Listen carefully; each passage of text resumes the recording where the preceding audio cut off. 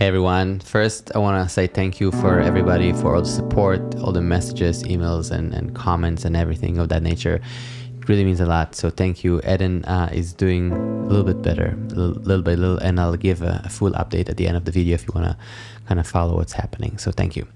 Today I want to talk about shell chords, but I want to do it with the kind of point of view of the center, and that center is G major.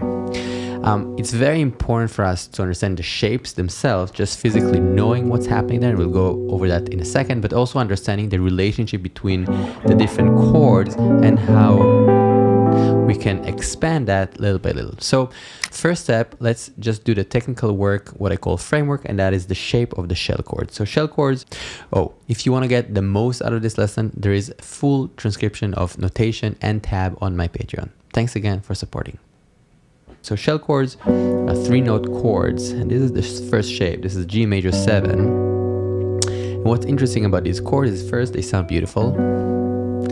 The second thing is it's sort of like a reduction of the information because we have the 1, the 3, and the 7. Now we have the 1 and 3 because that gives us information if it's major or minor. And the 7 tells us if it's major 7 or home bass versus flat 7, which is a dominant. Now, in the process of us talking about it, even if you know it, I really urge you to listen and pay attention carefully because you only really know it once you hear it in the wild. That means when you listen to music and you start recognizing these sounds and you can transcribe it. So sometimes there is a gap for a lot of musicians and guitar players between understanding, theoretically knowing that this is the shell chord and hearing it. So even if you know the shape, I really encourage us all to listen carefully as deeply as we can. All right, so this is G major 7. Okay, so far so good. The second shape is this G7. And feel the different color between this major 7 and this dominant. Major 7 more home, a little bit more resolution, and this dominant has a little bit more tension. All right, the next one here, move it a little bit here so you can see it. This is G minor 7. Okay. Major, G7, dominant 7, G minor 7. Again, simple but really important because if we understand these few colors in a very clear way, we actually understand and know a lot about music. So the next one here is G diminished. Now I'm going to do that again, and I really want us to kind of pay attention and almost tell ourselves, okay, this is G major 7, this is how it feels, right? Because it's about color, it's about sounds, it's about G7, how it feels. G minor 7, whole new world. And this is G. I'm using this shape. This is a diminished shape. This is you can use this for half diminished, but I'm using this kind of shape for both diminished and minor 6, and we'll talk about it a little later. One of the most important steps when you learn a new piece of information is trying to connect it to other pieces of information, even if it's simple as playing it in time. So for me, a good place to know that I understand and can execute something is playing it slowly in time. Let's just do that one time together. 1, 2, 3, 2 G7, 1, 2, 3, 4, G minor 7, 2, 3, 4, and G diminished. So the half diminished shape or diminished again also works for the minor 6. So when I'm playing it in time, I'm trying to just nail downbeat. So if you need to refigure the fingerings, in this case only one finger moves, so it's a little easier. So you can always lift your fingers from the board. That means that if I have this shape and I need to go here, for example B7, so if I need to figure it out, I don't need to hold 1, 2, 3, 4, 1, 2, 3, 4. That's the end goal. The first goal is 1, 2, 3, 4, 1, 2, 3, 4. And when my hand is in the air, I'm kind of figuring out the next shape, and it could be, more complex or more simple. It doesn't really matter. The point is really the process. And this is one of the reasons I really like talking about these things with all of you guys, because the process is the same for almost everything. The idea of understanding what is important about what we're doing, why does it sound cool, why does it sound interesting, and how we can basically break it down to smaller pieces of information we can process. Okay, just technically, the shape, the fingers are moving on the board. And then we start connecting that sound with our ears, which brings me to the next point. Here, we're going to connect it to the G major scale. So this is, first of all, this is G major 7. Okay, great. The next degree, the second degree of that scale, is A minor 7. This is a 2. And I'm just going to use these shell chords. This is the 1, this is the 2. B minor 7, this is a 3. I'm using the same shell chord from before. And then the 4 chord, C major 7, using the same shape that we had on the G. And then D7 is the 5th, the dominant, and then the 6th is E minor 7. And then again for the 7, I'm going to use this diminished, and then back here. So I'm only playing shapes from the 6th string right now, but I still have all these colors that are available for me. Oop. And what's cool about guitar is we can start little by little using open string, etc. So first, again, let's make sure we understand what's happening here. When we're talking about degrees, we're basically taking the G major scale, sol, la, si, do, re, mi, fa, sol, and on each one of these notes, I'm building a chord, a triad, 1, 3, 5, and then adding the 7th. So I'm getting 1, 3, 5, 7. And then the reduction for us, or again, we're not playing 4 notes, we're playing 3-note chords, is playing the shell chords, exactly like so. So the first chord, G major 7. Second chord, the 2, is a minor chord, A minor. B minor is a 3rd degree. C is the 4th, right? 1, 2, 3, 4. Literally just going up the scale. The 5th degree is D7. E minor is the 6th. The 7 is F sharp, and then again G. Okay, so now what I'd like to do is take 2 or 3 of these chords, move between them, but playing it in time. Because again, once we move things from the exercise or from the theoretical world to the music world, it starts being interesting, and also we can start, I feel, connect more emotionally to that. I'm gonna take 4 chords. I'm gonna start with G here, up here, just why not? And then I'll play the 6th degree E minor 7 shell, and then I'll play the 4 C major 7, and then I'll play the 3 B minor. Let's see how that sounds. So I'll play it really slowly, not in time. G, 1, 6, 4, 3. Okay, even before I'm playing it in time, I'd like to just make sure I'm feeling it more, so I'm going to sing the bass. Sol, mi, do, si. Sol, mi, do, si. And when I'm doing that, even just singing the bass with these shell chords, I am thinking of how it feels. So I'm really thinking, sol, the 1, okay, this is how it feels.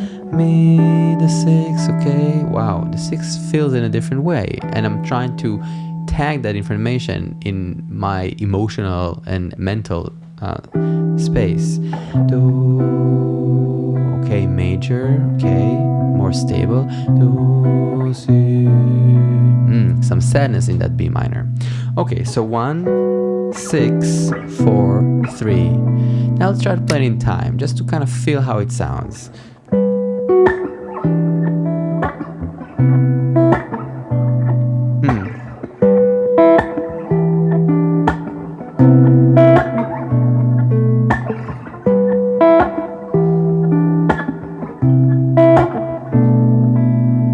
So 2 things. I did a little bit of a open string here, so I added the open E because it's actually working with all my chords. The second thing I did, I kind of played like a little slap with my right hand.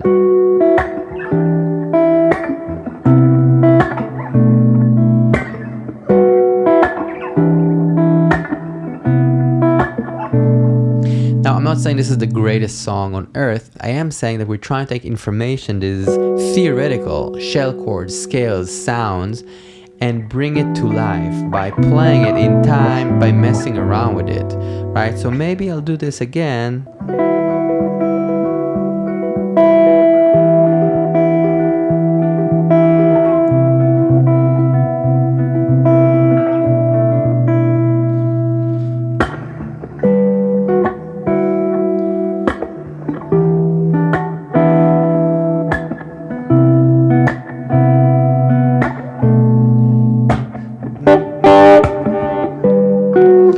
I'm just trying to find ways to express this progression 1, 6, 4, 3.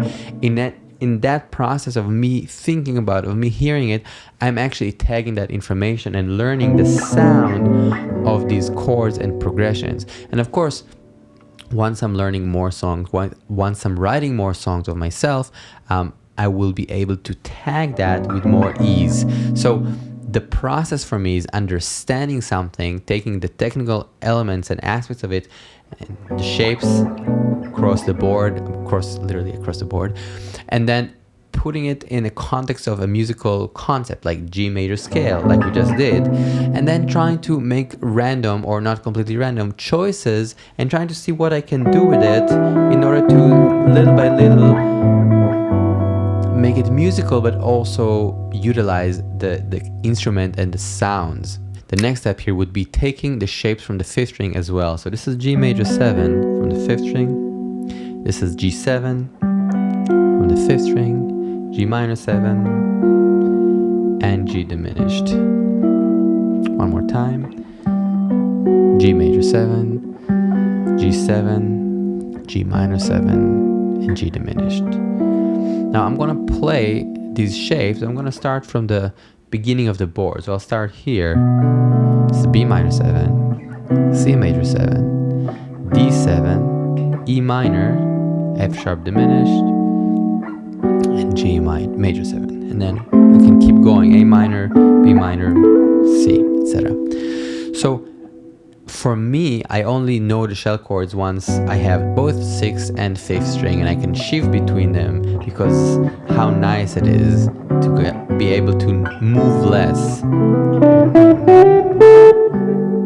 One of the reasons it's great to know the shapes from the 6th string and the 5th string is because we can start using these shapes in a melodic way and maybe little by little connecting the G major scale. That means that maybe I will play a melody of some sound in G major scale, and then I'll go to a shell chord. Maybe another shell chord.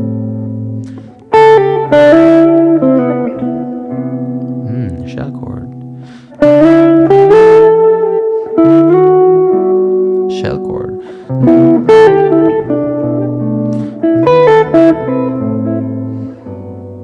So in this exercise or kind of test in a way, not a test, but just exploration, I would say, is I'm taking sounds from the G major scale and kind of mixing that. It's almost a melody.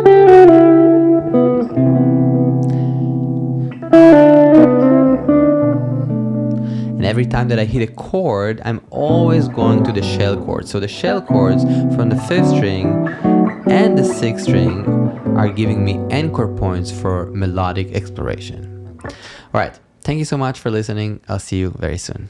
Peace out. Thank you so much again for all the support and messages and love. It means a lot. Eden is, doing well. There are ups and downs. He's getting more of his, I guess, motoric and cognitive abilities back a little bit because of the surgery. So the brain is able to kind of get the space that the tumor was pressing on a lot of things, which caused a lot of issues. So he's more smiling, he's playing more. The downside, of course, with the chemo, I mean, he's weaker and is having a lot of hard time with that. But right now, last couple of days, he's getting stronger a little bit. He's basically recovering from the first cycle of the chemo. We'll have 5 cycles, and we just finished the first one, and I think we're kind of hitting the down point and starting to get better. So he's starting to feel better. It's not easy, but he's doing well so far, and we're there with him 24/7. We're sleeping in the hospital and just staying there. I just also stopped by for a couple of hours to shoot this and say hi. So yeah, it's definitely hard times, but we're doing the best we can, and he's doing the best he can. So we're very hopeful, and he's very cute. So we're hopeful. Thank you again, and I'll see you soon. Peace.